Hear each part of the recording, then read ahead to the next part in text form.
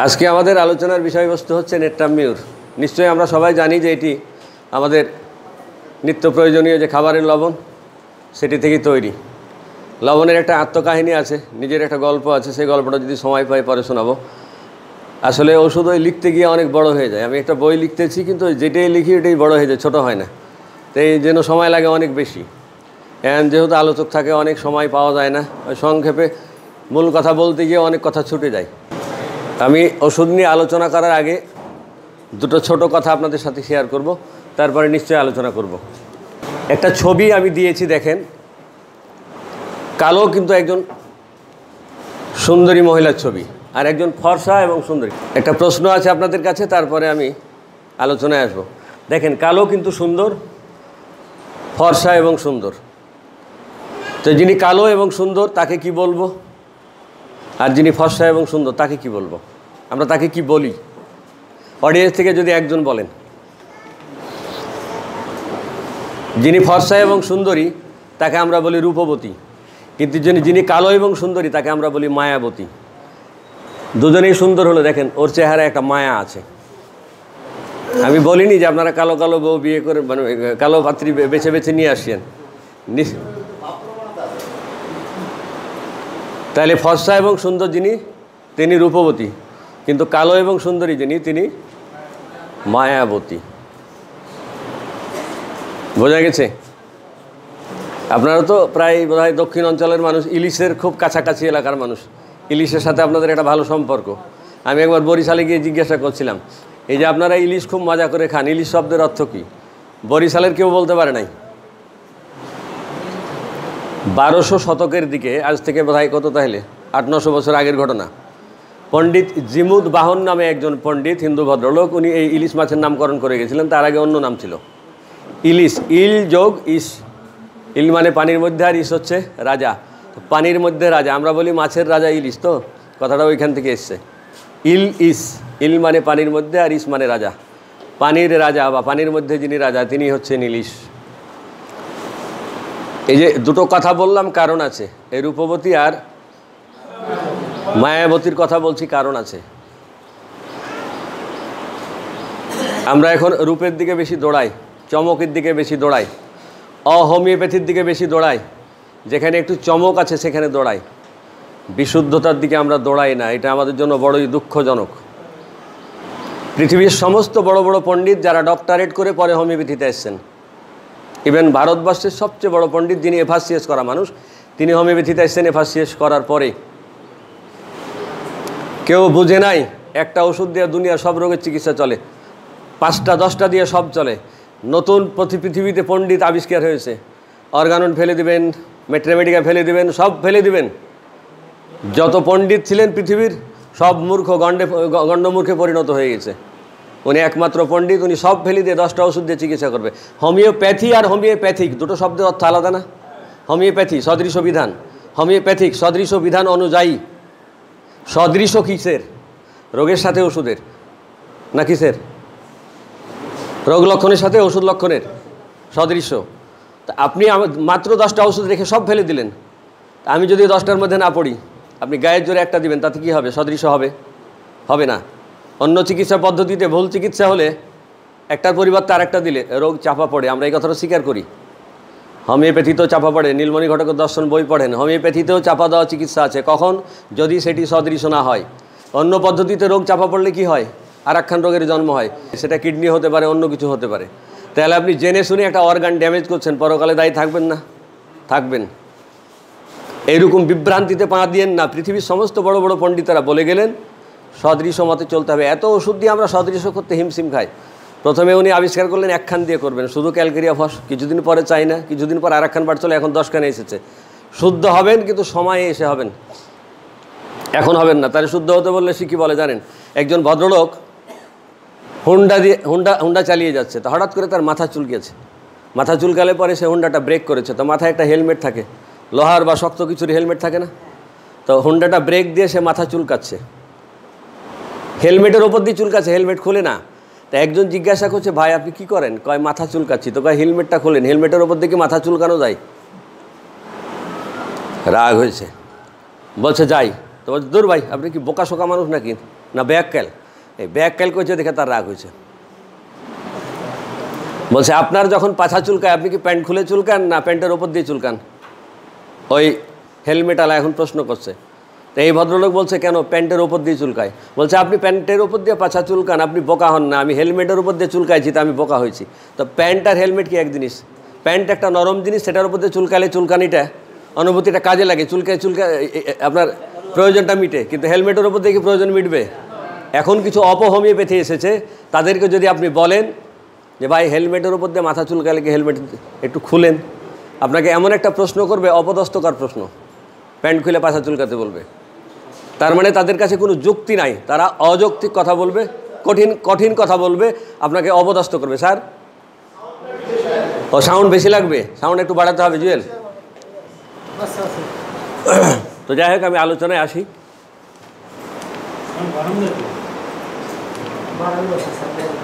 তাহলে আজকে আমাদের আলোচনা হচ্ছে নেট্রাম্বিউন নিয়ে, যেটা আমাদের খাবারের লবণ। লবণের চেহারা তো সবাই দেখে চিনছেনি, আমার মতো এত ফর্সা না।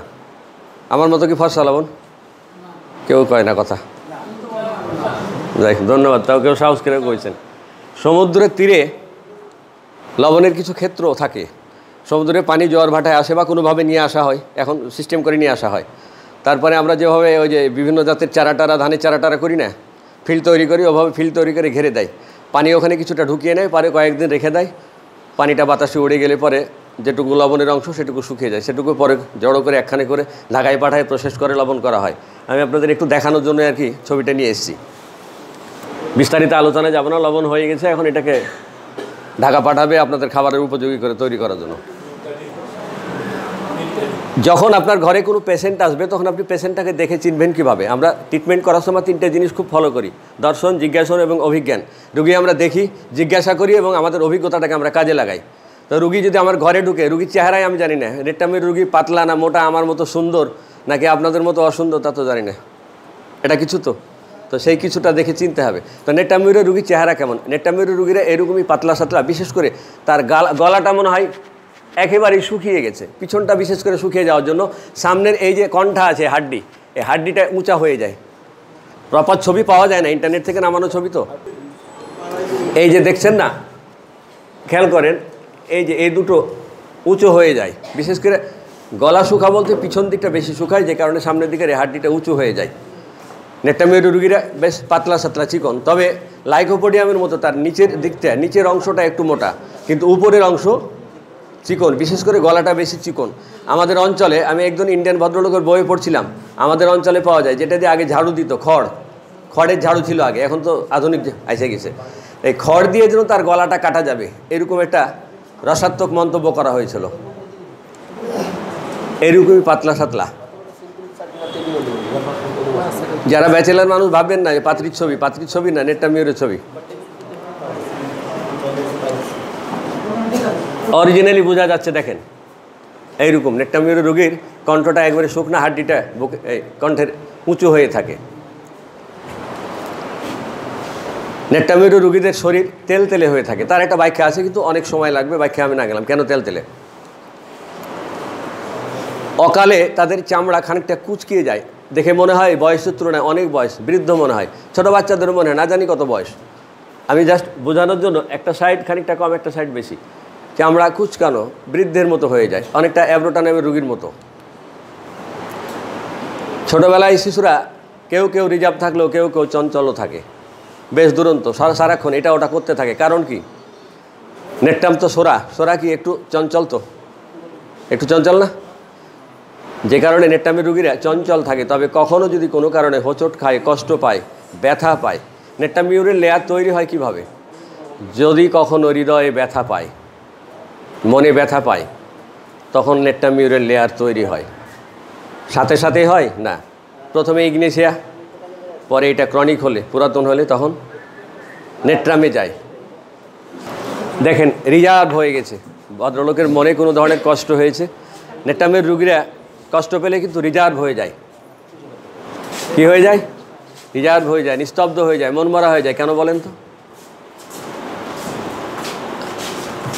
আজকে যে লবণ তৈরি করেছেন আপনারা, এই লবণ তো এক সময় সমুদ্রের পানি ছিল, সমুদ্রের পানির ভরা যৌবন, ভরা তরঙ্গ, স্পন্দন, সমুদ্রের মাথা থেকে মাথা দাপড়িয়ে বেড়াতো। উত্তাল ঢেউ, উত্তাল ঢেউ যখন ছিল তখন এই লেভেল উত্তাল ঢেউর মধ্যেই তো ছিল। যখন সমুদ্রের পানি থেকে আলগা করে তাকে শুকিয়ে নিয়েছে, নির্জীব হয়ে গেছে না? নির্জীব হয়ে গেছে। তো নেট্টামিউরের মানুষদের মধ্যে একসময় হৃদয়ের স্পন্দন থাকে। প্রেম করে তখন স্পন্দন ছাড়াই করে নাকি? স্পন্দন থাকে দেখেই তো করে। তো যখনই প্রেমে ব্যর্থ হয় তখন তার স্পন্দন কমে যায়। সমুদ্রের পানি থেকে লবণকে আলাদা করে যেমন কি করেছেন, ডেড করে দিয়েছেন, মেরে ফেলেছেন, এখন নিশ্চুপ হয়ে আপনার কোটাতে পড়ে আছে, আপনার লাউয়ের খোসার মধ্যে পড়ে আছে, বাক্সবন্দি হয়ে গেছে। আজকে নেট্টামিউর তার স্পন্দন থেমে গেছে, কারণ তার good friend, boyfriend, girlfriend, husband তাকে রিজেক্ট করে দিয়েছে। রিজেকশান, একজন বিজ্ঞানী বলছে হোয়াট ইজ রিজেকশান, বলছে rejected by the husband, girlfriend or boyfriend.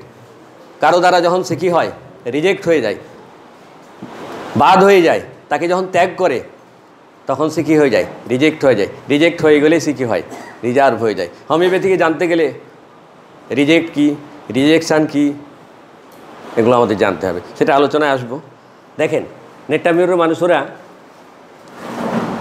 কষ্ট পেলে চোখ দিয়ে ঝরঝরিয়ে পানি আসে। আপনার বাড়ির বাচ্চাটি কোনো কারণে আপনি বকেছেন, বকলে আপনাকে প্রতিক্রিয়া দেখাবে না, তর্ক করবে না, এদিক ওদিক তাকিয়ে দেখবে কেউ কি দেখলো আমাকে অপমান করার সময়, বকার সময়। তাকিয়ে দেখে তারপরে ঝরঝর করে চোখ দিয়ে পানি পড়বে। হতে পারে কোনো কোনো বাচ্চা চোখ দিয়ে পানি আসে না, কিন্তু সে নিস্তব্ধ হয়ে যায়, ওখান থেকে সরে যায়, খুব কষ্ট পায়। নেট্টাফের মানুষেরা সামান্য ব্যথায়, সামান্য কথায়, সামান্য আঘাতে খুব কষ্ট পায়। পাশের লোকেরা অবাক হয়ে যায়, আরে তোরে এমন কি বললো, তুই এত কষ্ট পালি, ঝরঝরিয়ে কেঁদে দিলি। মানে এদের সামান্য ব্যথাও প্রাণে যেন লাগে, কঠিন লাগে। তাই নেট্টামিউরের মানুষদের সাথে কথা বললে খুব মেপে জুখে বলতে হয়। যদি ঘরে একখান নেট্টামিউরের বউ থাকে, একটু দয়া করে সাবধান থাকবেন, একটু কিছু বলবেন তো, সোনা মানিক কত কিছু বলে আদর করতে হবে, বিকালে মার্কেটে নিতে হবে, সন্ধ্যাবেলায় খাবার আনতে হবে, না হলে রাগ যাবে না। আবার এরা রাগ করলে সান্ত্বনা দিলে আরও রাগ হয়, আরও রাগ হয়। কিন্তু পালসিটিলার মানুষেরা রাগ করে বটে, একবার খালি বলবেন সোনা মানিক চলো যায় একটু চাইনিজ খেয়ে আসে, ব্যাস মুচকি হাসি দিয়ে আপনার গলা ধরে চলে যাবে। নেট্টামিউরের মানুষ সান্ত্বনা দিলে আরও রাগ হয়। আচ্ছা আসি, এরা খুব সিম্প্যাথেটিক হয়, যদিও কথা কম বলে। কেউ কষ্ট পাচ্ছে, কারো কোনো সমস্যা হয়েছে, ওরা মুখে কিছু বলবে না বটে, কিন্তু আপনাকে সান্ত্বনা দেওয়ার চেষ্টা করবে, সাহায্য করার চেষ্টা করবে, সহযোগিতা করার চেষ্টা করবে। এদের মনের মধ্যে দয়াময় যথেষ্ট। এরা বেশ রোমান্টিক হয়। কখন? ওই যে ধাক্কা খাওয়ার আগে, আঘাত খাওয়ার আগে এরা বেশ রোমান্টিক থাকে, প্রেম করে, অন্য কোনোভাবে রোমান্টিকতা তাদের মধ্যে থাকে। দেখুন, এটি কিন্তু কষ্ট পাওয়ার আগের, কষ্ট পাওয়ার পরে কি সেটি কিন্তু আমরা আসতেছি। ডাক্তার কেন্ট, পৃথিবীর যিনি সবচেয়ে বড় পণ্ডিত, তিনি বলছেন এরা অপাত্রে প্রেম করে। অপাত্র বলতে কি, তার যোগ্য যে নয় তার সাথে। রাজার মেয়ে, বড়লোকের মেয়ে, ধনির দুলালি বাড়ির ড্রাইভারের সাথে প্রেম করে। দেখেন, ওই যে ধনির দুলালি বাড়ির ড্রাইভারের সাথে অলরেডি প্রেম, ড্রাইভারের সাথে খুব রসের গল্প করছে যাচ্ছে, অলরেডি প্রেম হয়ে গেছে। অপাত্রে প্রেম, অর্থাৎ যিনি আপনার যোগ্য নন আপনি তার সাথে প্রেম করছেন, এটি হচ্ছে অপাত্রে প্রেম। সে বুঝে এটি করা ঠিক নয়, তাও করে। কেন করে? এ সমস্ত মানুষদের মধ্যে হিস্টেরিয়া কাজ করে, হিস্টেরিয়া কাজ করে, এক ধরনের মানসিক রোগ কাজ করে, যে কারণে সে বুঝতে পারে এটি অন্যায়, ও আমার যোগ্য নয়। তারপরেও বিবাহিত মানুষ আর একজন বিবাহিতের সাথে, অবিবাহিত একজন মানুষ বিবাহিত 5 ছেলের মায়ের সাথে, 5 ছেলের মা একজন যুবকের সাথে, যার সাথে তার মিলবে না, যাবে না, বনবে না, একজনের সাথে অলরেডি সে সংসার করছে, তারপরেও সে বুঝতে পেরেও করে। কেন? তার মধ্যে হিস্টেরিয়া জাতীয় মানসিক সমস্যা কাজ করে। আসেন, ধাক্কা খেয়েছে, কি হয়েছে? রিজেক্ট হয়েছে। কার দ্বারা? তার গার্লফ্রেন্ডের দ্বারা। তাই সে কপালে হাত দিয়ে বসে আছে। মনের কষ্ট কারো কাছে বলতে চায় না এরা, কষ্টকে লুকিয়ে রাখে, আড়ালে নির্জনে বসে একা একা কাঁদবে, মন খারাপ করবে। যখন মনে খুব কষ্ট পাবে তখন বিরহের গান শুনবে, পুরনো দিনের গান। তোমার যাবার বেলায় আমার প্রেমের কথা তুলব না, মন যদি ভেঙে যায় যাক, তবু কিছু বলবো না। বিয়ে হয়ে চলে গেছে নায়িকা, বাপের বাড়ি বেড়াতে এসেছে, দেখা হচ্ছে, কিছু বলার সুযোগ আছে কিন্তু আর বলবে না, নীরবে একা একাই গান শুনবে দরজা লাগিয়ে। এটা রুগীচিত্রে আপনাদের কাছে বলি। কলেজে পড়ে, এক সুন্দরীর সাথে খাতির হয়েছিল, হঠাৎ করে বিয়ে হয়ে গেছে। বিয়ে হয়ে গেলে পরে মানসিকভাবে সে এতটাই ভেঙে পড়েছে, খেতে বসলে প্লেটে ভাত নাই, তারপরেও সে প্লেটে হাত দিচ্ছে, মুখে দিচ্ছে। তো তার ভাবি একদিন দুষ্টামি করে প্লেট তার সামনে থেকে টেনে নিয়েছে, তখনও সে মাটিতে হাত দিচ্ছে আর মুখে দিচ্ছে। তার ভাবি বলছে, তোরে নিয়ে কী করবো রে, তুই এমন হয়ে গেলি কেন? তোর নায়িকার বিয়ে হয়ে গেছে, আর কারো হয় না, তুই এমন হলি কেন? তাকিয়ে দেখতো তোর প্লেট কোথায়, তাকিয়ে দেখে প্লেট নাই। লজ্জায় সে দৌড় দিয়ে ঘরে চলে গেছে। মানে এরা এতটাই বিমর্ষ হয়ে পড়ে, উদাসীন হয়ে পড়ে, মন মরা হয়ে পড়ে, এতটা আঘাত পায় যে সামনে প্লেট নাই, খাবার নাই, মাটিতে হাত দিয়ে মুখে দিচ্ছে, ভাবি যে প্লেট টেনে নিয়েছে সে তা খেয়াল করে নাই। এই মানুষটি ছিল নেট্টা মেয়ের, বডি ওইরকম চিকন, লবণ প্রিয়, রোদ একদম অসহ্য, জলের পিপাসা ছিল ভালো, পায়খানা খুব কষা। মানুষটিকে উচ্চ শক্তির এক দাগ নেট্টা মিউর স্বাভাবিক জীবনে ফিরে এসেছে। একেবারে মন মারা হয়ে গেছিলো, সবার সাথে সম্পর্ক ছেদ করে দিয়েছিলো, কারোর সাথে চলাফেরা করতো না, কলেজ যেত না, পড়ালেখা বন্ধ করে দিয়েছিলো, সারাক্ষণ দরজা লেগে একা একা চুপি সারে কাঁদতো, গান শুনতো। সূক্ষ্ম শক্তির এক দাগ নেট্টা মিউর, দেখছেন কি অসাধারণ। লবণ তার নিজের গল্প বলছে, দেখো তোমরা কি আমার আত্মজীবনী শুনবে না? আমি একদিন সমুদ্রের পানিতে উত্তাল তরঙ্গের মতো দড়িয়ে বেড়াতাম এই প্রান্ত থেকে ও প্রান্ত, কত আনন্দ ছিল আমার প্রাণে।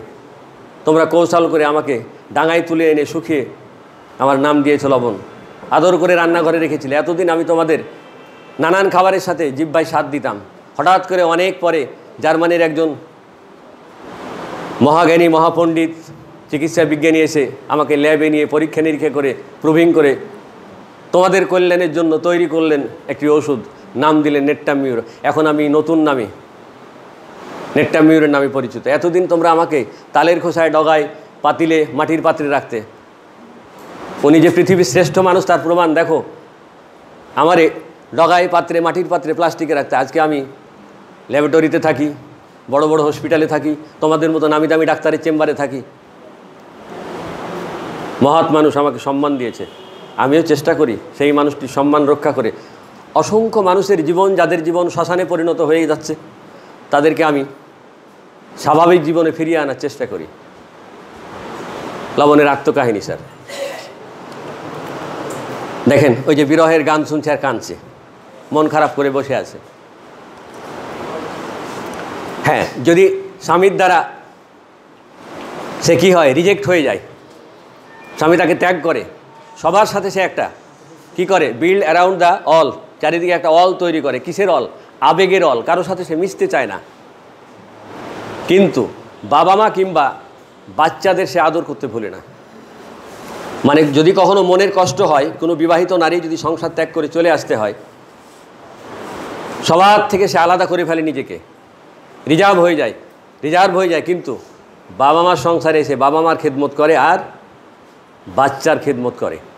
বলছে কোনো মা যদি তার বাচ্চাকে যথোপযুক্তভাবে মানুষ করতে চায় কিন্তু করতে না পারে, তখন তার মনের মধ্যে একটা ব্যথা তৈরি হয়, কষ্ট তৈরি হয়। তখন সেই মা কী করে, নেট্টা মিউরের লেয়ারের দিকে যেতে থাকে।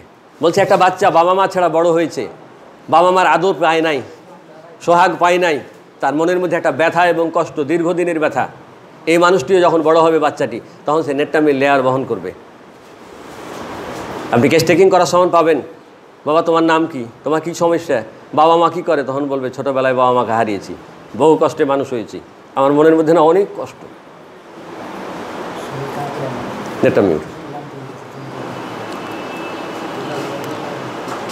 এরা কখনো কখনো কেউ খুব অট্ট হাসি হাসে, কেউ মুখ টিপে হাসে। হাসি 10 প্রকার। হাসি কয় প্রকার? 10 প্রকার। আমি সবগুলো বলবো না, 5টা হাসির নাম বলবো। অট্ট হাসি, মৃদু হাসি, মুখ টেপে হাসি, চাপা হাসি, এরকম 5টা হাসি। অট্ট হাসি তারাই হাসে যাদের মধ্যে হিস্টেরিয়া কাজ করে। বাকি যারা নেট্টামির ব্যথায় খুব ব্যথিত, খুব মনোকষ্ট, তারা মৃদু হাসি হাসে, মুখ টিপে হাসে, চাপা হাসি হাসে। বাকি দুই পদের হাসি যারা হাসে তারা হচ্ছে অট্ট হাসি আর হো হো করে হাসে। তাহলে 10 প্রকারের হাসির মধ্যে নেট্টাম একাই 5 প্রকারের হাসি হাসে।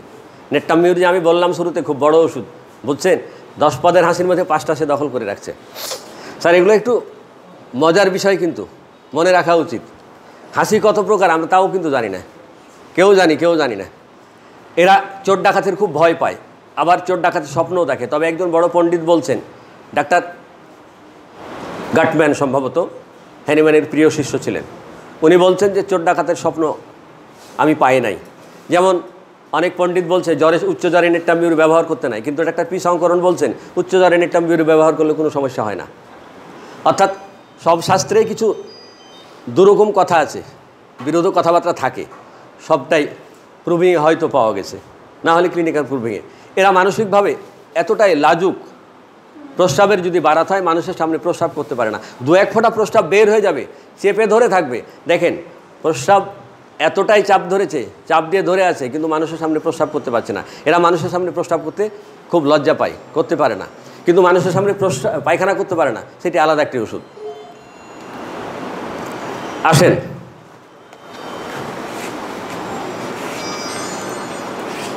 নেট্টামিউর হ্যানিম্যান স্যার কী করে গেছেন, রোগ লক্ষণের সাথে ওষুধ লক্ষণের যে সাদৃশ্য সেটা প্রুভিংয়ের সময় বের করে গেছেন। আমি একটা জিনিস করার চেষ্টা করছি, প্রত্যেকটা ওষুধের নামের মধ্যে যে কটা অক্ষর আছে ওই অক্ষর দিয়ে যে কটা শব্দ, সেই শব্দের যে অর্থ, সেই অর্থটি এই ওষুধের মূল কথা। অর্থাৎ আমার নাম আশরাফ, আশরাফ মানে কি ভদ্র, আমার পুরো নাম কি আশরাফুল, আশরাফুল মানে সবচেয়ে ভদ্র, ঠিক আছে। এখন আমার আচরণ যদি ভদ্র না হয়, ছোটো লোক হয়, নামের কি সাদৃশ্য হলো? হলো না। তো হ্যানিম্যান স্যার যে নাম দিয়ে গেছেন, নামের যে সাদৃশ্য কতটা, যা সত্য তার যে দিক দিয়ে প্রমাণ করবেন সেই দিক দিয়েই সত্য। দেখেন নামের মধ্যেই তার সত্যতা লুকিয়ে আছে, প্রমাণ করি। প্রথম অক্ষরটি কি? N, noise to sensitive. এরা শব্দে খুব কি হয়, চমকে ওঠে, অনুভূতিপ্রবণ। এটি নেট্টামিউর অন্যতম একটি বড় লক্ষণ, কিন্তু ক্লিয়ার। আসেন aversion to sex in homeopathy, এই ওমেন, নারীদের সহবাসে খুব অনীহা। কেন? ব্যথা পায়। কেন ব্যথা পায়?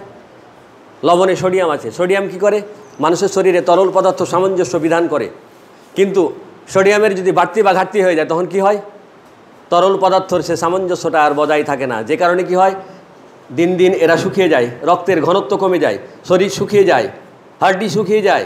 আর কি হয়, বিশেষ করে যে সমস্ত জায়গায় আমাদের নরম পর্দা, মিউকাস মেমব্রেন, জরায়ু, পায়খানা রাস্তা, মুখ, জিহ্বা, এই সব জায়গাগুলো কি হয়, ড্রাই হয়ে যায়, শুকিয়ে যায়, যে কারণে পায়খানা করতে খুব কষ্ট হয়, জিহ্বায় কথা বলতে কষ্ট হয়, মেলামেশার জায়গায় খুব কষ্ট হয়, প্রস্রাবে যাওয়ার সময় খুব কষ্ট হয়। কারণ যে জায়গায় নরম পর্দা তা যে শুকিয়ে গেছে, যে কারণে খুব কষ্ট হচ্ছে। পায়খানা রাস্তা ফেটে যায় পায়খানা করতে গিয়ে, মলটা মোটা হয়ে বের হয়। আসেন টক ইন ডিসপোজ টু, কথা বলতে এদের অনীহা, কথা বলতে মন চায় না। তারপরে আসেন রেসপন্সিবিলিটি, এরা খুব দায়িত্বশীল। এরা কথা বলে কম বটে, কিন্তু দায়িত্বশীল। যাকে কথা দিবে কথা রাখবে, কথা না রাখলে সে খুব বিরক্ত হয়। যা করতে চাইবে তা করবে, অন্যের দায়িত্ব তারা পালন করতে চাইবে। এক কথায় মানুষের উপকার করতে চায় তারা, অন্যের জন্য কিছু করতে চায় তারা দায়িত্বশীল মানুষ। ছোটো বাচ্চাদের পড়ালেখা করার জন্য বলতে হয় না, ওরা নিজেরাই পড়বে, নিজের দায়িত্ব পালন করবে, নিজের রুটিন করবে, পোশাক আশাক গুছিয়ে রাখবে, বই পুস্তক গুছিয়ে রাখবে। এক কথায় এদের চিন্তাভাবনা গঠনমূলক এবং এদের রেসপন্সিবিলিটি আছে। স্যার আমি ইংরেজি দুর্বল তো, যে কারণে ইংরেজি কই না, যদি বাই চান্স আকারটা কই এত তাড়াতাড়ি কেউ যেন না বুঝে। Unable to urinate in presence of other, অন্যের সামনে প্রসাব করতে পারে না, যেটা খানিক আগে বলছিলাম। পরের অক্ষরটি দেখেন এম, মেন্টাল সিম্প্যাথেটিক, এরা মানসিকভাবে খুব সহানুভূতিশীল।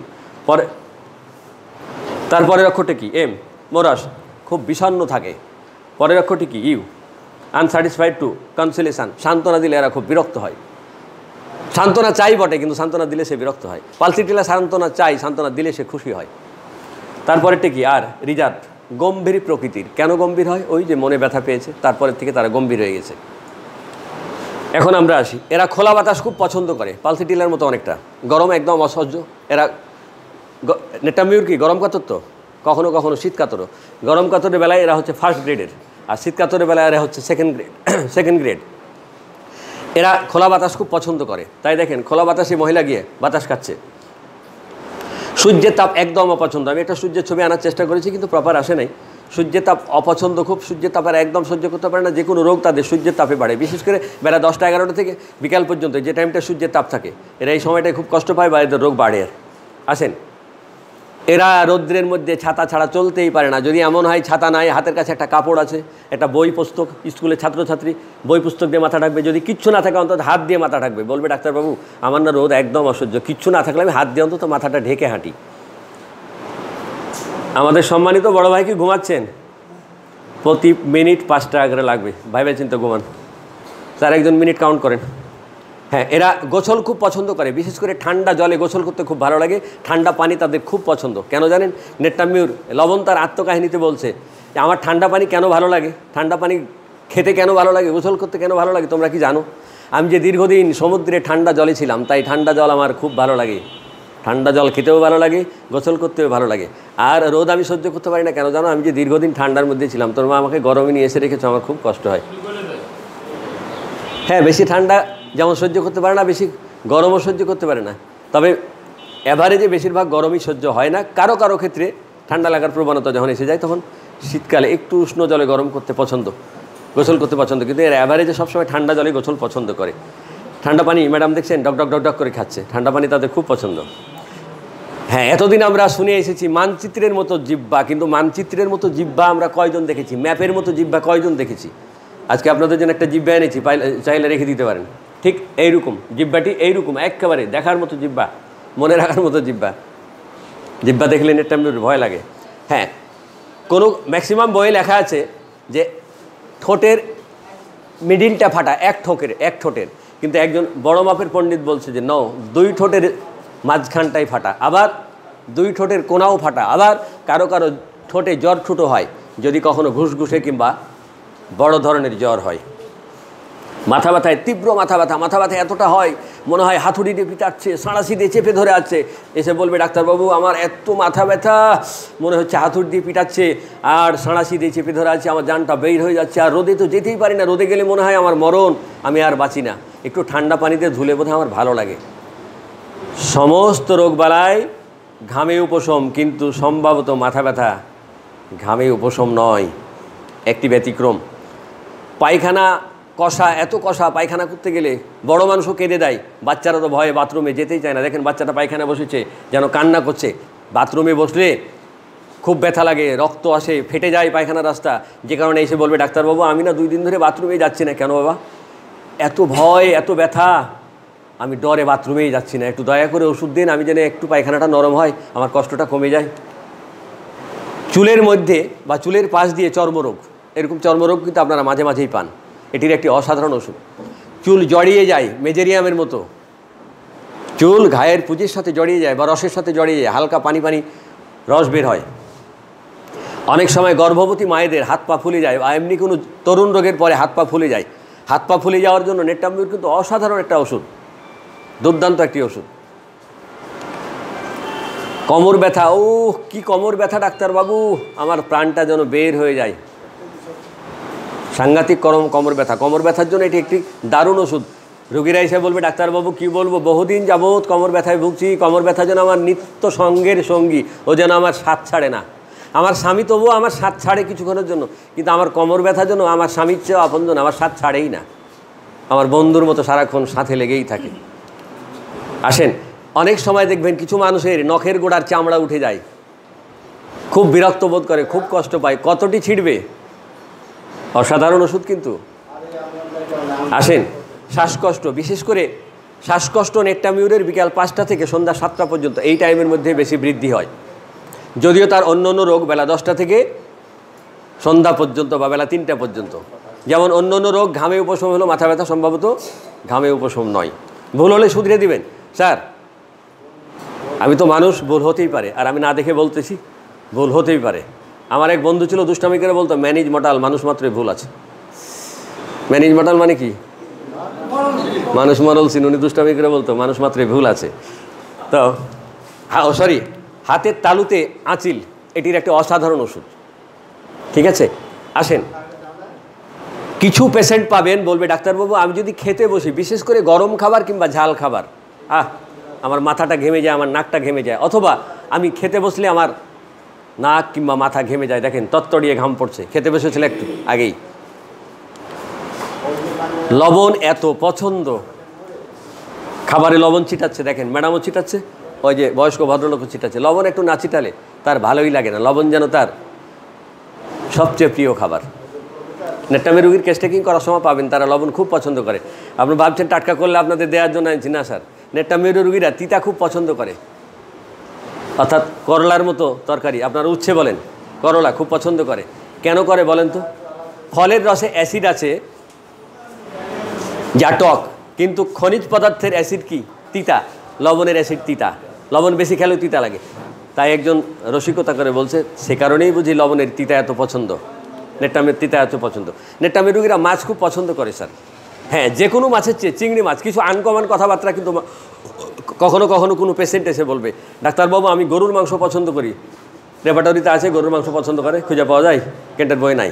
কেন্টের রেপার্টরিতে আছে? নাই। মেট্রেমেডিকেও পাওয়া যায় কম। দু একখান বইয়ে পাবেন যে গরুর মাংস পছন্দ করে টিউবারকুলি নামের পেশেন্ট। ঠিক অনুরূপভাবে মাছ পছন্দ পাওয়া যায় অনেক ওষুধে, চিংড়ি মাছ পছন্দ অনেক ওষুধে কিন্তু পাওয়া যায় না। চিংড়ি মাছ পছন্দ করে, আপনাদের জন্য রান্না করে নিয়ে এসেছি। নেট্টামিউরের রুগীরা চিংড়ি মাছ খুব পছন্দ করে। টক খুব পছন্দ, তেঁতুল আর লেবুর ছবি আমি দিয়েছি। যে কোনো ধরনের টক এরা বেশ পছন্দ করে। লবণ যে পছন্দ করে তার একটু টক পছন্দ হবে না? লবণের সাথে টকের একটা সম্পর্ক আছে না?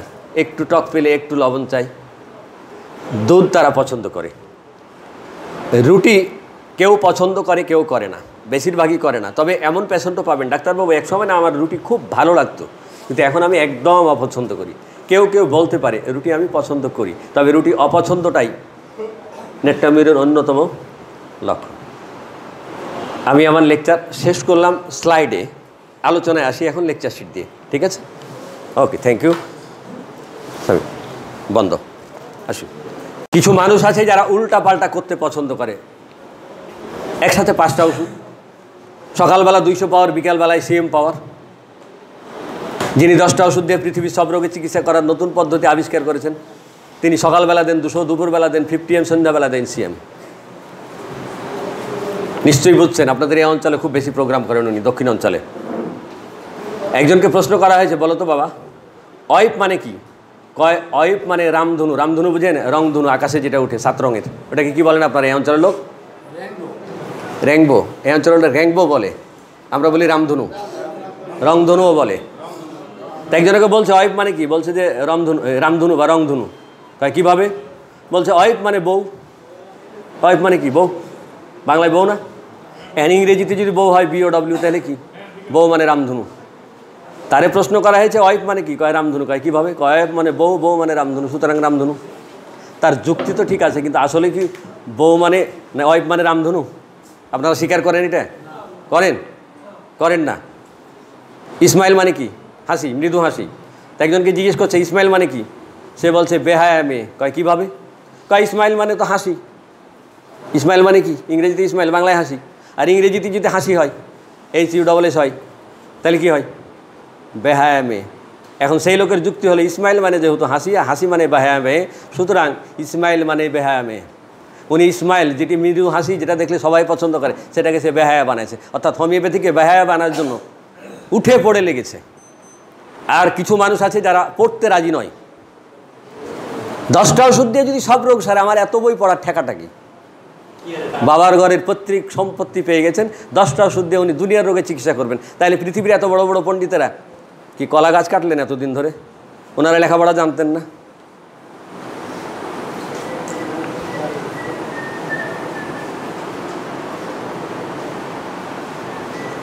এরকম মানুষদের যদি জিজ্ঞাসা করেন চেস্ট মানে কি, বলবে বই। কিভাবে? কয় চেস্ট মানে বুক, বুক মানে বই। আর একটা গল্প বলি, তারপরে আমি ফেরত যাব। প্রফিট মানে কি? আমরা জানি মুনাফা বা লাভ। এইরকম মানুষকে যদি জিজ্ঞেস করেন প্রফিট মানে কি, তো বলবে ভালোবাসা। কিভাবে? কয় প্রফিট মানে লাভ, আর লাভ মানেই তো ভালোবাসা।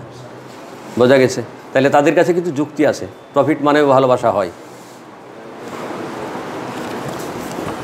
আসি আমরা আলোচনায়। নেট্টামিউরের আকৃতি কেমন?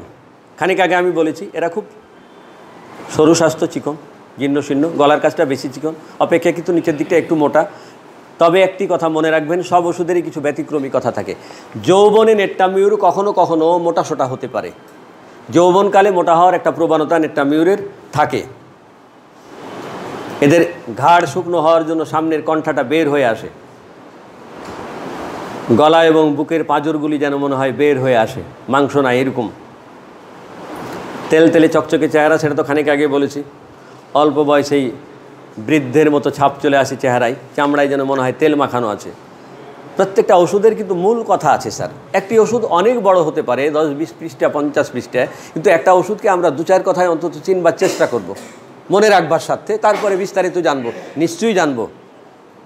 মূল কথা, এরা বিষণ্ণ থাকে, এদের শরীর শুষ্ক থাকে, এত ঘামার পরে, তেলে থাকার পরেও রুগী বলবে আমার শরীর মনে হয় যেন শুকিয়ে আছে। কেন জানেন? তার ঘামে লবণ থাকে।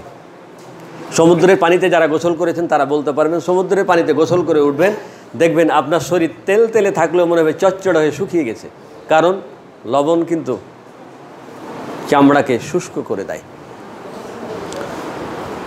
এরা খুব লবণ পছন্দ করে, এদের পায়খানা ভীষণ কঠিন।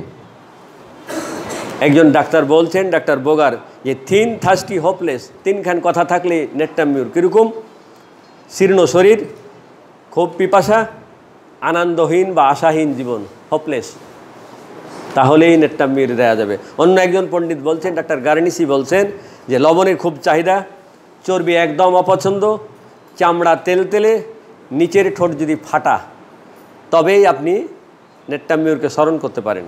একটি কথা আমরা সবসময় ভুল জেনে আসি, নেট্টামিউরের জিহ্বা মানেই মানচিত্রের মতো ফাটা নহে।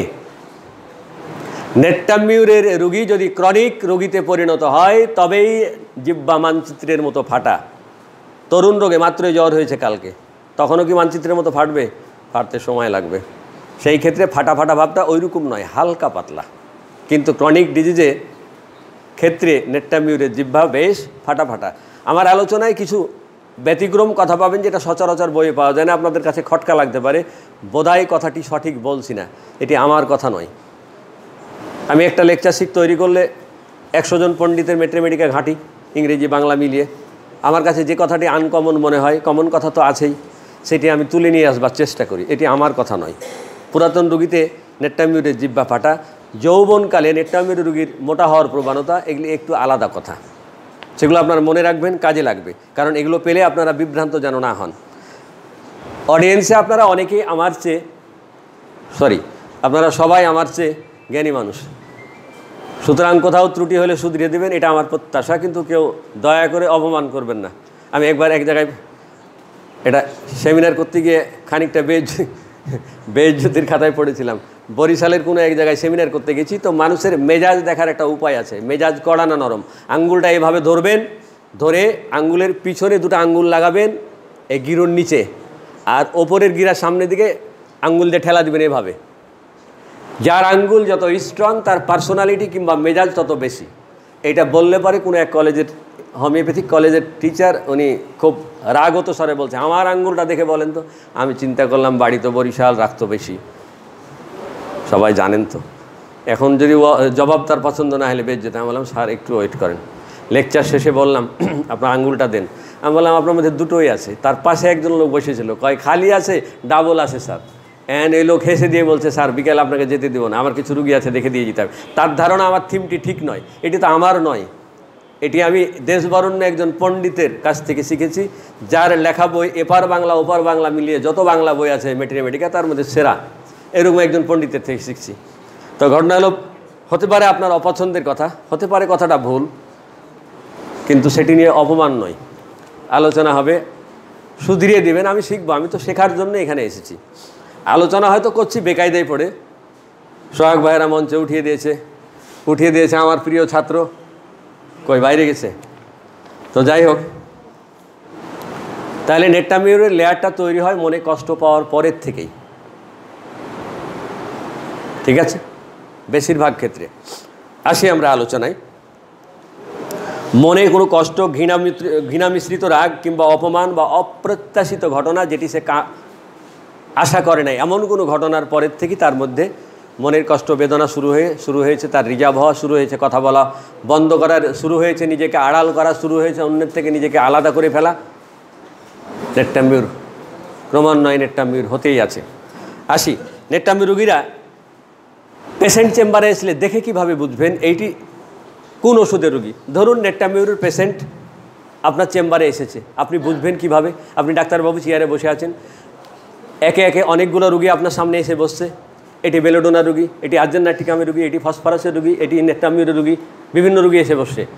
যদি নেট্টামিউরের রোগী হয় নিশ্চয়ই দূরের চেয়ারটায় পিছনে হেলান দিয়ে একটু দূরত্ব বজায় রেখে বসবে, কারণ নেট্রামিউরের মানুষেরা একটু দূরত্ব বজায় রাখতে চায়, একটু মিশতে চায় কম, কথা বলতে চায় কম। কিন্তু ফসফরাসের রোগী যদি হয়, চেয়ারটা একটু টেনে আপনার টেবিলে হেলান দিয়ে সামনের দিকে হুমড়ি খেয়ে আপনার যেন কাছাকাছি আসতে চায়। ফসফরাসের রোগীরা কেমন, একটু আপন হতে চায়, মুচকি হেসে সালাম দিয়ে ডাক্তারবাবু কেমন আছেন। তাহলে ফসফরাসের রোগীরা একটু বেশি মিশুক, কাছাকাছি আসতে চায়, যে কারণে আপনার টেবিলের সামনে কোনোটাই দিয়ে হেলান দিয়ে কাছাকাছি আসবে। নেট্রামিউর রোগী একটু দূরে হেলান দিয়ে বসবে, ভাবটা দেখে আপনি বুঝবেন এটি হয়তো ফসফরাস, এটি হয়তো নেট্রামিউর। তারপরে পোশাকের দিকে তাকালে হয়তো দেখবেন ভদ্রলোক কালো পোশাক পরে আছে, মাথা একটু খাটান না। নেট্রামিউরের মনে যেহেতু গভীর কষ্ট, গভীর দুঃখ, তো দুঃখের প্রতিচ্ছবি কী? আমরা দুঃখের দিনে কী লাগাই? একটা কালো ব্যাজ লাগাই না? আমাদের জাতির পিতার মৃত্যুর দিনে আসলে আমরা একটা ব্যাজ লাগাই কেন? আমরা ওটা দিয়ে দুঃখ প্রকাশ করি। তাহলে শোকের প্রতীক কী? কালো রং। তাহলে ওর পোশাক তো কালো হওয়ারই কথা, যেহেতু তার মনে শোক, মনে ব্যথা। রোমান্টিক পোশাক কি পরবে? সে রঙের পোশাক পরবে? মনে রং থাকলে তো পরবে। মনে যেহেতু কষ্ট, তাহলে সে কালো পোশাক তো পরতেই পারে। কিন্তু দেখেন আর্জেন্টাইটিকামের একজন পেশেন্ট এসে বসে আছে, খুব তাড়াহুড়া করছে, অস্থিরতা, তার একটা গর্জিয়াস পোশাক। আর্জেন্টাইটিকাম যে গর্জিয়াস পোশাক পরবে এটাই স্বাভাবিক। বেলের রুগী বসে আছে, একটু অস্থিরতা আছে, কিন্তু সে তার পোশাকের দিকে বারবার তাকাচ্ছে। বাবখান এরকম পোশাকটা আপনাকে দেখানোর চেষ্টা করছে। বেলের রুগীরা কীরকম? আমার যে সুন্দর পোশাকটা একটু তোমরা দেখো না কেন? তো নিজে একটু নড়াচড়া করে না চললে, না থাকালে কি অন্যরা আকৃষ্ট হবে? তো ভাব দেখে আপনি বুঝবেন। নেট্রামির রুগী পিছনে হেলান দিয়ে নিশ্চুপ হয়ে নীরব হয়ে বসে থাকবে, কথা বলতে চাইবে কম। আপনি যদি প্রশ্ন করেন, দাদা কিছু বলতেন? হ্যাঁ, বলার জন্য তো এসেছিলাম। মানে খুব ধীর স্থির, কেমন যেন নির্জীব, নিষ্প্রাণ। তাহলে বসার স্টাইল দেখে, কথা বলার স্টাইল দেখে, পোশাক দেখে আপনি বলছেন এটি নিশ্চয়ই নেট্রামির হতে পারে মেবি অন্য ওষুধ। আমি একটা ধারণা দিলাম আপনাদের। এরা ডাক্তারের কাছে এসে কম কথা বলবে। হ্যাঁ, নেট্রামির পেশেন্ট আপনার কাছে এসেছে, প্রথমে আপনি জিজ্ঞেস করবেন না। নেট্রামির পেশেন্ট যদি আপনার কাছে আসে, আপনি বুঝতে পারেন, প্রথমেই জিজ্ঞাসা করবেন না, আচ্ছা দাদা আপনি কি প্রেমে ব্যর্থ হয়েছিলেন, মনে কষ্ট পেয়েছিলেন, ইত্যাদি ইত্যাদি। মনের কথা সে আপনাকে এত সহজে বলবে না। পানি জমলে বরফ হয়, বরফ গলতে সময় লাগে না? ও ব্যথায় যে জমে গেছে, বরফ হয়ে গেছে, ওকে একটু গলতে সময় দিন, একটু বসতে দিন। অন্য কথা জিজ্ঞাসা করুন, পায়খানা কেমন, পিপাসা কেমন দাদা, শরীরে ঘাম হয়, কি খেতে পছন্দ করেন, কি হয়েছে আপনার একটু বলুন তো। আস্তে আস্তে আপনার সাথে একটু খাতির জমান, তার বরফটা গলুক, আপনার সাথে একটু ফ্রি হোক, একটু আন্তরিকতা বাড়ান। এরপরে মনের কথা জিজ্ঞাসা করেন, দাদা একটা কথা জিজ্ঞাসা করি, চিকিৎসার জন্য তো ওটা লাগবেই। হ্যাঁ স্যার বলেন, আপনার মনে কি কোনো ধরনের কষ্ট আছে, ব্যথা আছে, একটু বলবেন, ওটা আপনার ট্রিটমেন্টের জন্য একান্তই দরকার। তখন বলবে, ওটা শুনে আর কি করবেন, ওটা না বললেই নয়, না ওটা তো লাগবে। হ্যাঁ একটা ছিল, বলা যায় না, যাই একটু বলুন। এই যে এতক্ষণ গল্প করতে করতে আপনি একটু ফ্রি করেছেন, বরফ গলিয়ে পানি করেছেন, এখন সে বলবে। কিন্তু শুরুতেই যদি বলেন, ওটিতে আপনি কী করবেন? ওরা তো মনোকষ্টে ভুগতে ভুগতে খিটখিটে হয়ে গেছে, একটু মেজাজি হয়ে গেছে, কারো ভালো কথা হয়তো সহ্য হয় না। যে কারণে প্রথমে মনের কথা জিজ্ঞাসা করে তাকে বিরক্ত করবেন না, চটিয়ে দিবেন না, একটু বরফটা গলে পানি হতে দিন, তারপরে তাকে তার মনের কথা জিজ্ঞাসা করেন। এতক্ষণে আপনার সাথে নিশ্চয়ই খাতির হয়েছে, নিশ্চয়ই বলবে, আমি এক সুন্দরীকে ভালোবাসতাম, হঠাৎ করে তার বিয়ে হয়ে গেল, আমি তখন কলেজে পড়তাম, মনটা বিমর্ষ হয়ে গেল, পড়ালেখা ছেড়ে দিলাম, চলে গেলাম ঢাকায়, গার্মেন্টসে চাকরি নিলাম। তার কষ্টের ইতিহাসটা বলতে বলতে দেখা যাবে চোখ দিয়ে টস টস করে পানি পড়ছে, কিংবা পানি পড়ছে না কিন্তু ব্যথায় যেন তার চোখটা মুখটা কালো হয়ে গেছে। মানে সেই পুরানো কথা, এরা পুরানো দিনের কথা মনে করে খুব ব্যথা পায়। পুরোনো দিনের গান তারা শুনতে পছন্দ করে, যদিও এই গান তার কষ্ট দূর করে না, ব্যথা তার বাড়িয়ে দেয়। গান বাজছে, চোখ দিয়ে পানি পড়ছে। এরা কখনো কষ্টের উপন্যাস, কষ্টের সিনেমা দেখছে, ছোট বাচ্চাও যদি হয়, বড় মানুষও যদি হয়, কষ্টের সিনেমা, কষ্টের উপন্যাস পড়ছে বা দেখছে, অন্যরাও দেখছে, তার চোখ দিয়ে ঝরঝর করে পানি পড়ছে। মানে এরা কষ্টের কিছু দেখলে চোখ দিয়ে পানি পড়ে। আবার এমনও হয় এতটা রিজার্ভ হয়ে গেছে, জমে গেছে, পানি তার আসছে না, কিন্তু সে খুব ব্যথা পাচ্ছে, খুব মনোযোগ দিয়ে দেখছে। এরা কষ্টের উপন্যাস, সিনেমা খুব পছন্দ করে। এদের মধ্যে তখন আবেগ খুব কাজ করে, পুরোনো দিনের স্মৃতি তার খুব মনে পড়ে। দরজা লাগিয়ে কিংবা নির্জনে গিয়ে সেই পুরানো প্রেমিকার কথা, প্রেমিকের কথা মনে করে। 3 বাচ্চার মা হয়ে গেছে। আমি সেই দিন একটা পেশেন্ট পেয়েছিলাম, জিজ্ঞাসা করলাম, তো বললাম আমার জীবনে একটা কষ্ট আছে। তা আমি কীরকম কষ্ট? তো বললো সবাইকে বিদায় করেন। তারপরে বললো কষ্টটা। তা আমি বললাম যে এখন কী অনুভূতি? বলছে এখনও সে আমাকে নিলে আমি চলে যেতাম, এখনও তার জন্য আমার মনটা কাঁদে। বলছে আমি এত বছর সংসার করছি, আমার স্বামী এত ভালো, কিন্তু কেন জানি আমার সব ভালোবাসা তার জন্য তুলে রেখেছি এখনও। নেট্টা মিউর। আমি আমার অবজারভেশন থেকে নেট্টা মিউরের একটা পেশেন্টকে আবিষ্কার করেছি, যে সমস্ত মহিলাদের উপরের ঠোঁটে একটু গোপের মতো ভাব থাকে, তারা যদি ঘামলে মুখ তেল তেলা হয়ে যায়, এই দুখান সিমটম যদি আপনি পান, এদের আপনি জিজ্ঞাসা করতে থাকবেন, এর ম্যাক্সিমাম সিমটম আসবে খালি natrum natrum natrum natrum natrum natrum. বোঝা গেছে? কোনো মানুষের যদি দেখেন উপরের ঠোঁটে মহিলাদের গোপের মতো ভাব, খালি জিজ্ঞাসা করবেন, দিদি আপনি ঘামলে কি শরীরটা মুখটা তেল তেলে লাগে? কয় দাদা ঠিকই বলেছেন। এখন জিজ্ঞাসা করেন রোদের তাপ কেমন লাগে? ও বলবে খুব খারাপ লাগে। ঠান্ডা পানি খুব ভালো লাগে। গোসল একদিনও থাকতে পারি না গোসল ছাড়া। পায়খানা খুব কষা। মনটা কেন জানি খিটখিটা হয়ে গেছে। রাগের সময় কয় সান্ত্বনা দিলে আমার খুব বিরক্ত লাগে, তখন আমার একা থাকতে ইচ্ছা করে। এই দুটো সিমটম যদি পান, বাকিগুলো দেখবেন অটো। প্রায় 90% বা 95%ই পাবেন একটা তথ্য, গোপের মতো ভাব, এরা নেট্টা মিউরের দিকে চলে যেতে থাকে। আমি আমার অবজারভেশনে বহু পেশেন্ট পেয়েছি এবং দারুণ সফলতা। সেই দিন একজন মহিলা এসেছে বোরখা পরা, তা আমি বললাম যে মুখটা একটু দেখবো, জিব্বাটা। তো বোরখা মুখটা খুলে দেখছি যে গোপের মতো। তা আমি একখান তথ্য দিয়ে আমি পরের প্রশ্নটাই চলে গেছি, যদিও হোমিওপ্যাথিতে কেস টেকিং এভাবে করতে বলে না, কিন্তু আমি আমার অবজারভেশনটা কতটা কারেক্ট, মানে কতটা সঠিক, এটা প্রমাণ করার জন্য আলাম দিদি মুখ ঘামলে তেল তেলা হয়ে থাকে না নর্মাল? কয় খুব তেল তেলা হয়ে থাকে। আমি রোদের তাপ কেমন লাগে? কয় খুব বিরক্ত লাগে। পরে একে একে যা জিজ্ঞাসা করলাম, আমি তখন বললাম যে দিদি একটা সত্য কথা বলবেন, প্রেম করেছিলেন? আমার হাজব্যান্ড কই? বললাম বাইরে গেছে বাচ্চাকে নিয়ে। বললাম করেছিলাম। তারপরে? কয় তারপরে তো ধরা খেয়েছি, বিয়ে হয়ে গেল এখানে। ওই একটা তথ্য আমাকে নেট্টা মিউর চিনিয়ে দিয়েছে। তো তা থেকে আমি খুব মজা পাই। এরকম অনেক পণ্ডিত মানুষ আছে যারা কোনো একটা নিদর্শন দেখে একটা ওষুধকে ইন্ডিকেট করার রাস্তা তৈরি করে দিয়েছে। সেটি কিন্তু দারুণ একটা বিষয়। আমি আমার লেখায় সেটি লিখছি। আমি একটা ইন্ডিয়ান গ্রুপে লিখতেছি, সেখানে অনেক বড় বড় পণ্ডিতরা লেখালেখি করছে। তো সেইখানে আমি এই লেখাটা লিখছিলাম আর কি। ডাক্তার অমরনাথ চক্রবর্তী আমার এই লেখাটাকে ভূয়সী প্রশংসা করেছে। আমার খুব ভালো লাগছে যে ওরকম জ্ঞানী মানুষ আমার লেখাটা পছন্দ করেছে। পরে দেখি যে ওনার টাইম লিমিট শেয়ারও করেছেন। একখান কথা দিয়েও কিন্তু একটা ওষুধ চেনা যায়, আবার অনেক কথা দিয়েও চেনা যায়। মনে করেন আপনার কাছে কাশির পেশেন্ট এসেছে, এটা নেট্টা মিউরেরই নয়, কিন্তু আপনাদের বুঝবার জন্য আমি দুটো থিম আপনাদের সামনে বা একটা থিম আপনাদের সামনে নিয়ে আসি। মনে করেন কাশির পেশেন্ট এসেছে, শুধু কাশির সাউন্ড শুনে আপনি বলবেন এটি ক্যালকারিয়া কার্ভ। কীভাবে? একটু পরে আবার মানে একটা কাশি দিবে, বিরতি, তারপরে আরেকটা, একটা তারপরে আরেকটা, একটু বিরতি, আবার একটা মাত্র। এটি হচ্ছে ক্যালকারিয়া কার্ভ। কিন্তু যদি এমন হয় কেউ পরস্পর দুইবার দেয় তারপরে গ্যাপ দেয়, প্রথমটা কি, পরেরটা কি, মানে দুইবার দিয়ে বিরতি, আবার দুইবার দিয়ে বিরতি, এভাবে দিতে থাকবে। একবার দিয়ে বিরতি, আবার দিবে, তারপরে বিরতি, আবার দিবে, তখন ক্যালকারিয়া কার্ভ। কিন্তু যদি এমন হয় দুইবার দিয়ে বিরতি, তারপর আবার দুইবার, তারপরে দুইবার দিয়ে আবার বিরতি, তারপরে দুইবার, এভাবে যদি দিতে থাকে তাহলে পালসিটিলা এবং মার্কসল। কিন্তু যদি এমন হয় তিনবার, মাত্র তিনবার, তখন কি, কোপ্রামেট। কিন্তু যদি এমন হয় উচ্চ স্বরে, মানে এত জোরে কাশি, আশেপাশে পাড়া পড়োশি টের পায় কেউ একজন কাশতেছে, তার কাশি শুনে অন্যের কষ্ট লাগে, হায়োসিয়ামাস, মানে উচ্চ স্বরে কাশি। যদি এমন হয় কাশিতে যে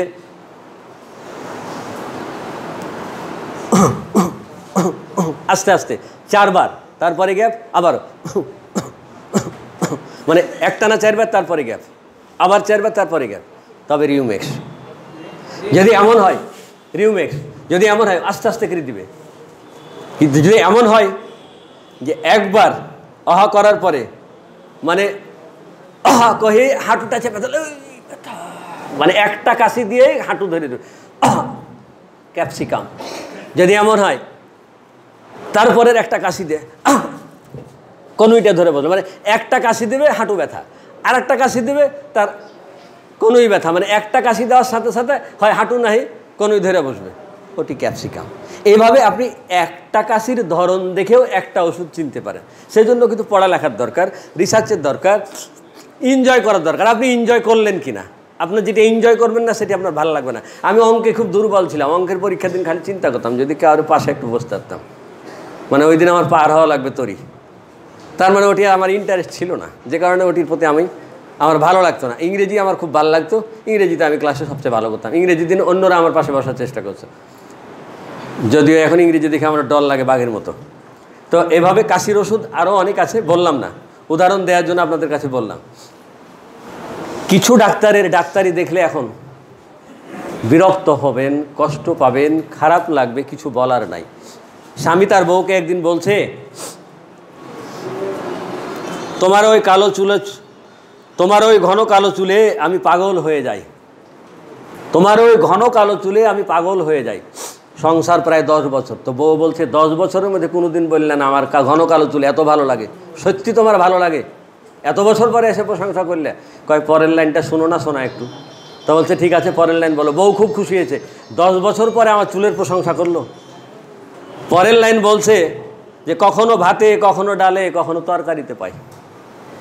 কি বুঝেছেন? প্রথম বলছে তোমার ওই ঘন কালো চুলে আমি পাগল হয়ে যাই। বউ মনে করছে আমার চুল এতই পছন্দ হয়েছে আমার স্বামীর যে সত্যি আমার চুল পছন্দের ঠেলায় পাগল হয়েছে, কিন্তু আসলে তো তা নাই। বউ ভাত রান্নার সময় ডাইলে, ভাতে, তরকারির মধ্যে চুল পড়ে, এইটা প্রতিদিন খাইতে খাইতে সে বিরক্ত হয়ে গেছে। তাই 10 বছর পরে বিরক্তিটা এভাবে একটু দুষ্টামি করে বলছে, তোমার ওই ঘন কালো চুলে আমি পাগল হয়ে যাই। বউ তো মহা খুশি। কয় পরের লাইনটা শুনো, কখনো ভাতে, কখনো তরকারিতে, কখনো ডালে পাই। তো এখন কিছু ডাক্তার পাবেন বিরক্ত হয়ে যাবেন, কিছু নাই, কিছু করার নাই স্যার। আমরা একটা বিশুদ্ধ সংগঠন করি, যেটি একমাত্র সংগঠন সারা বাংলাদেশে হোমিওপ্যাথিক কল্যাণ সোসাইটি। বিশুদ্ধ হোমিওপ্যাথি চর্চা করবার জন্যই আমাদের এই প্রয়াস।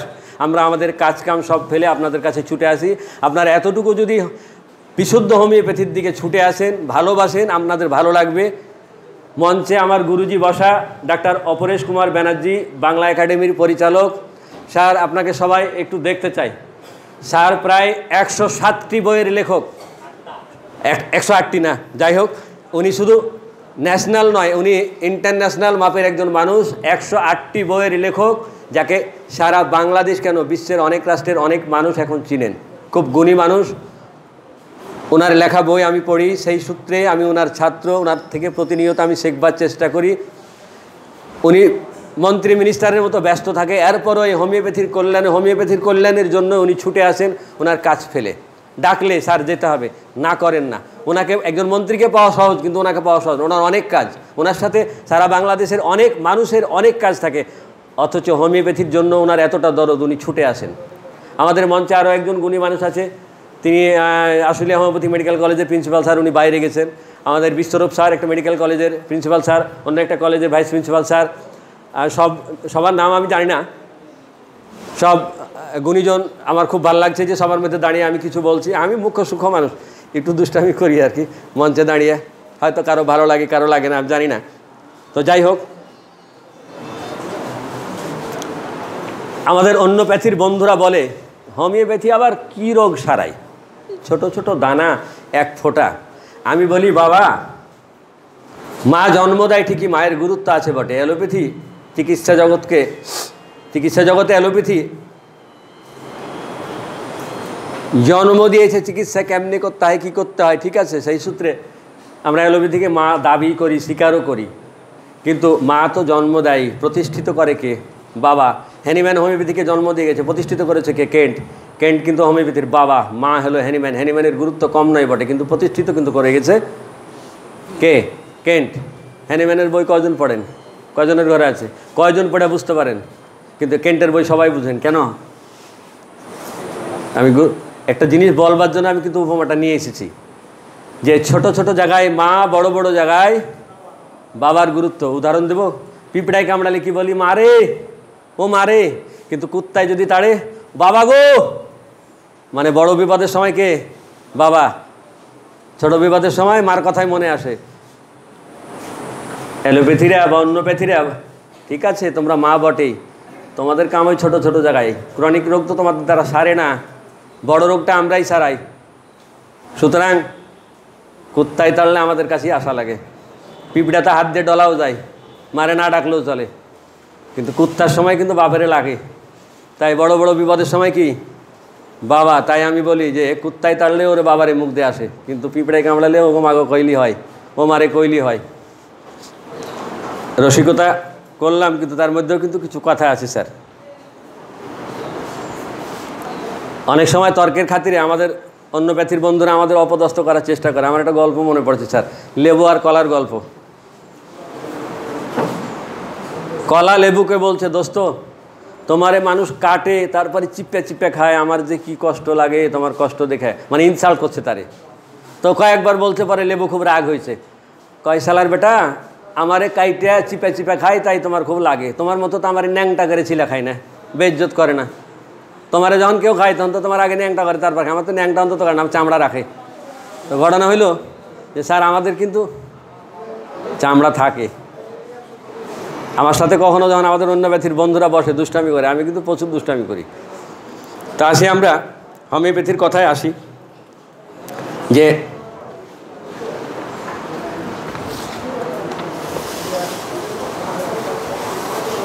আমার সময়টা বলবেন একটু কাইন্ডলি। সময়ের বাইরে আমি কখনো যাই না, যাইতে চাই না। এরা কাউকে কষ্ট দিতে চায় না, কারোর থেকে কষ্ট নিতে চায় না। নেট্টামিউরের কথা হলো, আমি কাউকে কষ্ট দিতে চাই না, কেউ যেন আমাকে কষ্ট না দেয়। এদের একটি মাত্র দোষ, এরা অপাত্রে প্রেম করে কিংবা কারো প্রেমে পড়ে যায়। তবে একবার যদি তারা হোঁচট খায়, কষ্ট পায়, তখন পরে আর প্রেম করতে, আর কত মিনিট, এরা তখন সেকেন্ড টাইম আর কারোর সাথে খাতির করতে চায় না, সেকেন্ড টাইম আর বিয়ে করতে চায় না, ভয় পায়। ফেয়ার অফ রিজেকশান, রিজেকশানের ভয় তাদের মধ্যে এসে যায়, যদি আমি আবার বাদ পড়ে যাই। যদি বা করে তখন খুব সন্তর্পণে, খুব সতর্কতার সাথে করে, যেন আবার আমি না ঠকি। খুব খেয়াল করে যেন আমি আবার না ঠকি, খুব বুদ্ধিমত্তা খাটিয়ে। তবে এরা অপাত্রে প্রেম করলেও কথা কিন্তু দেয় না, কারণ জানে যে এটি আমি আমার চাহিদা পূরণের জন্য করছি, আমি বিয়ে করব না। নেট্টামিউর কিন্তু দ্বিপাক্ষিক রোমান্টিক সম্পর্ক চাই, প্রেমের সম্পর্ক।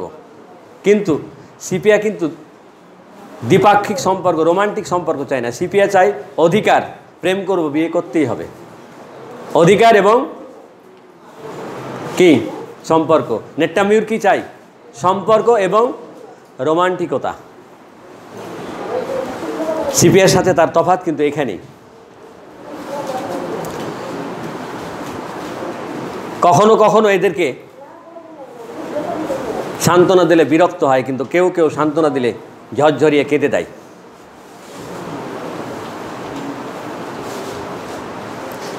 অল্প শোকে কাতর আর অধিক শোকে পাথর, আমরা একটা কথা জানি তো। নেট্টামিউরের মানুষদের মনে এতটাই ব্যথা হয়, এরা পাথরের মতো হয়ে যায়, যে কারণে বেশিরভাগ নেট্টামিউর রোগীরা অনেক সময় কাঁদতেই পারে না। তবে কেউ কেউ ব্যথা পেলে কাঁদে, দুরকম থাকে। ওই যে বললাম, কেউ কেউ হাসতে পারে না। কিন্তু হিস্টেরিয়ার রুগী যদি হয় তাহলে এরা খুব খোলামেলা হয়। হ্যাঁ, যে কথাটা তখন বলতে গিয়ে ভুলে গেছি, নেট্টামিউর রুগীরা সাধারণত রিজার্ভ, কথা কম বলে। কিন্তু হিস্টেরিয়ার পেশেন্ট যদি হয়, খুব হাসবে, কথা বলবে, বলবল করে ল্যাকেসিসের মতো এক বিষয় থেকে আরেক বিষয়ে কথা বলবে। তখন আপনি একটু বিভ্রান্ত হবেন যে নেট্টামিউর না রিজার্ভ থাকার কথা ছিল, কথা কম বলার কথা ছিল, এত কথা বলছে কেন, এত হাসছে কেন?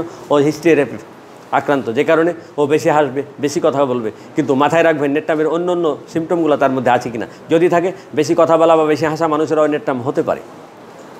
হ্যাঁ, লবণপ্রিয় মানুষেরা নেট্টামিউর, কিন্তু কখনো কখনো লবণ নাও খেতে পারে। কেন?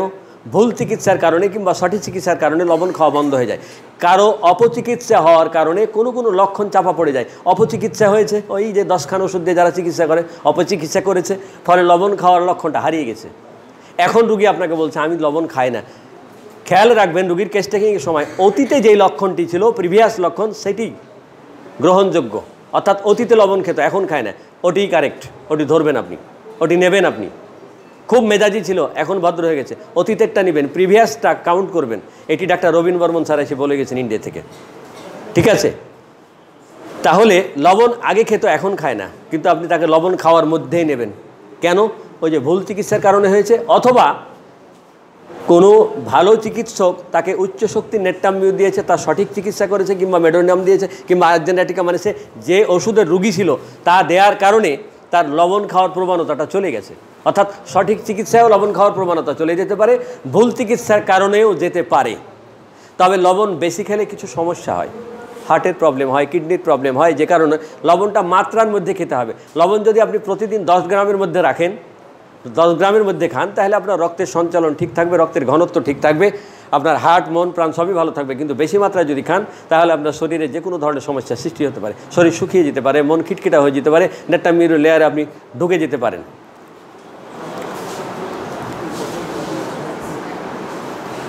হ্যাঁ, এদের মেজাজ পরিবর্তনশীল, কখনো ভালো কখনো মন্দ। তবে গুরুগম্ভীর ভাবটা বেশিরভাগ পাওয়া যায়। এরা খুব অভিমানী, কথায় কথায় অভিমান করে, সামান্য কথায় কঠিনভাবে অভিমান করে। অভিমান ভাঙাতে ভাঙাতেই অস্থির হয়ে যাবেন যদি আপনার ঘরে একখান নেট্টা ময়ূরের আপন বউ থাকে।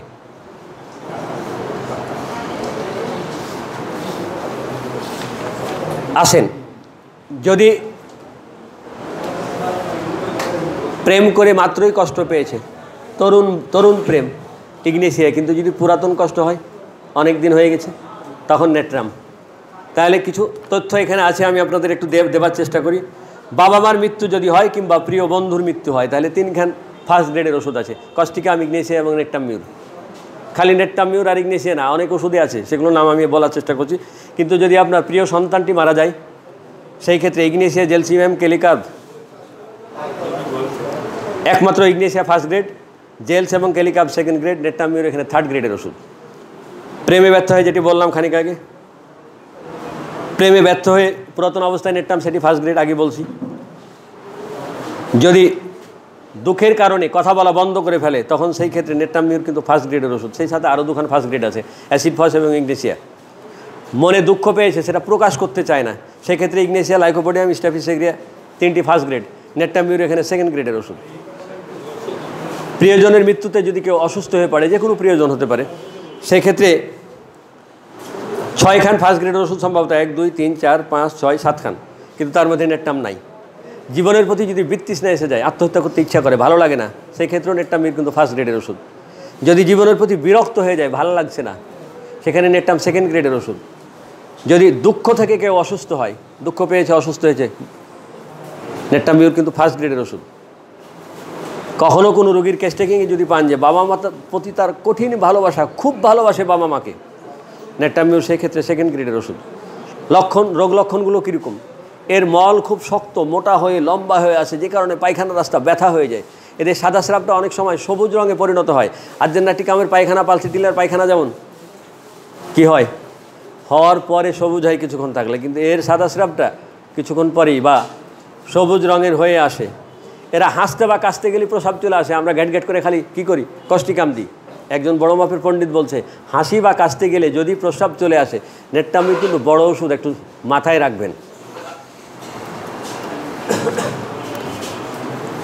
একটা ওষুধ আমরা অনেক সময় ব্যবহার করি কি না জানি না, অনেক রুগী এসে বলে, ভাই আমি কোনো কিছুর ঘ্রাণ পাচ্ছি না, আমার ঘ্রাণ যেন হারিয়ে গেছে। নেট্টাম মিউর কিন্তু অসাধারণ একটি ওষুধ, দুর্দান্ত একটি ওষুধ। এবং জিহ্বার স্বাদ এবং ঘ্রাণ যদি হারিয়ে যায়, নেট্টাম মিউর দারুণ একটি ওষুধ।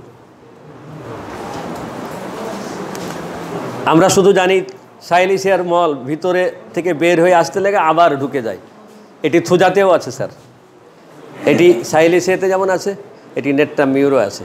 মল বের হতে গিয়ে আবার ভিতরে ঢুকে যায়, চোখ দিয়ে জল পড়ে, কানের মধ্যে ভো ভো করে, এটিও কিন্তু নেট্টাম মিউরের অন্যতম একটি বড় লক্ষণ। এর যে কোনো রোগ লক্ষণ 10টা 11টার দিকে সাধারণত বেশিরভাগ বাড়ে, সেটি বিকাল পর্যন্ত থাকে। যারা চোখের কাজ করে, সেলাইয়ের কাজ, পড়ালেখার কাজ, এক কথায় চোখের ব্যবহারটা বেশি হয়, যে কারণে চোখে এখন ঝাপসা দেখে বা চোখে প্রবলেম হয়, তাদের জন্য নেট্টাম মিউর কিন্তু একটা ভালো ওষুধ। বিশেষ করে দর্জির কাজ, সেলাইয়ের কাজটা যারা করে, এদের বেশিরভাগ তাকিয়ে থাকতে হয়। আগে মেয়েরা কাঁথা সেলাই করতো, এখন করে না, তাদের জন্য এটি ভালো ওষুধ। মাসিকের বয়স হয়েছে কিন্তু মাসিক হচ্ছে না, দেরিতে মাসিক, কেন? ওই যে তার রক্ত স্বল্পতা। নেট্টাম মিউর রোগীদের কিন্তু খালি শরীর শীর্ণ না, রক্ত স্বল্পতাও থাকে, যে কারণে মাসিক দেরিতে হতে চায়। যদি ঠিক টাইমে আপনি রুগী চিনতে পারেন, রুগীটিকে ওষুধ দিতে পারেন, তাহলে তাকে দেখবেন যথাসময়ে এবং নিয়মিত মাসিক হচ্ছে। কখনো কখনো অতিরিক্ত মাসিক হওয়ার কারণে বা অনিয়মিত মাসিক হওয়ার কারণে বন্ধ্যাত্ব রোগ দেখা দিতে পারে। কোনো পেশেন্ট যদি এসে বলে, আমার অনিয়মিত কিংবা প্রচুর পরিমাণে মাসিক হয়, আমার শরীর তো এরকম শুকনা শুকনা দেখছেনই, কেস টেকিং আপনি পেয়েছেন নেট্টামের, এরকম বন্ধ্যা মানুষদের জন্য নেট্টাম মিউর কিন্তু দারুণ একটা কাজ করে। কখনো কখনো ব্যতিক্রম কিছু পেশেন্ট পাওয়া যায়। আমি এবার বাড়ি গিয়ে একটা পেশেন্ট পেয়েছি, 1 বছর বয়সে বাচ্চা মেয়েটির 3 মাস পর পর মাসিক হতো। 1 বছর বয়স থেকে মাসিক শুরু হয়েছে, 3 মাস পর পর মাসিক হতো। যখন বাচ্চাটির বয়স হয়েছে 2 বছর, তখন থেকে তার প্রতি মাসে নিয়মিত মাসিক হয়। এবং এখন এই 5 বছরের বাচ্চাটির স্তন 30 বছরের বা 25 বছরের বা 20 বছরের যুবতী মহিলাদের স্তনের সাইজ যা, তার সাইজ তা। আমি মেয়েটিকে ভিডিও করে নিয়ে এসেছি, তার টোটাল কেস টেকিংটা আমি করে নিয়ে এসেছি। আমি চেয়েছিলাম আজকে দেখাবো, কিন্তু আমার কোনো ছাত্র বলল স্যার এটি দেখাতে হবে না, থাক এটি পরে কোনো এক সময় দেখাতে হবে। ও ট্রিটমেন্ট চলছে। পেশেন্টটা ট্যারেন্টুলার পেশেন্ট। আলোচনায় ফিরে আসি।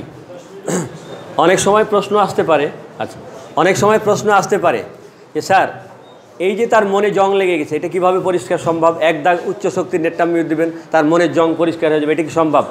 আপনাদের একটা আমি বাস্তব উদাহরণ দিই। লোহার গায়ে যে জং পড়ে আপনারা লবণ দিয়ে পরিষ্কার করে দেখেছেন? লবণ দিবেন, ঝকঝকে পরিষ্কার হয়ে যাবে। মেঝেতে ডিম পড়বে, ডিমের কুসুম পরিষ্কার করেন, কষ্ট। এরকম যে কোনো ময়লা পরিষ্কার করতে কষ্ট। লবণে কি আছে? সোডিয়াম। সোডিয়াম কি? ক্ষার। হ্যাঁ, তাহলে আপনার লোহার জং যদি পরিষ্কার করতে পারে এই স্থল লবণ, তাহলে সূক্ষ্ম লবণ আপনার মনের জং পরিষ্কার করবে না কেন? কষ্ট পেয়ে মনে জং লেগে গেছে, নড়াচড়া, কথাবার্তা সব বন্ধ হয়ে গেছে, উচ্চ শক্তির এক দাগ নেট্টামিউর দিলে হ্যানিম্যান স্যারের ফর্মুলায় নিশ্চয়ই মনের জং চলে যাবে। এটি বাস্তব উদাহরণ। আসি, আমার যেহেতু সময় কম,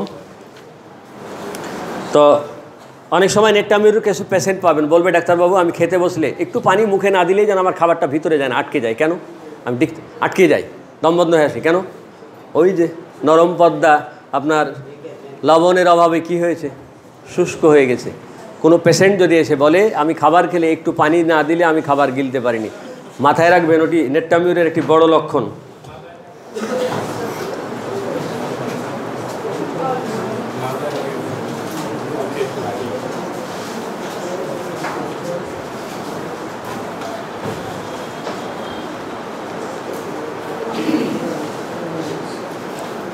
অনেক লক্ষণ আছে, সব তো শেষ করা যাবে না।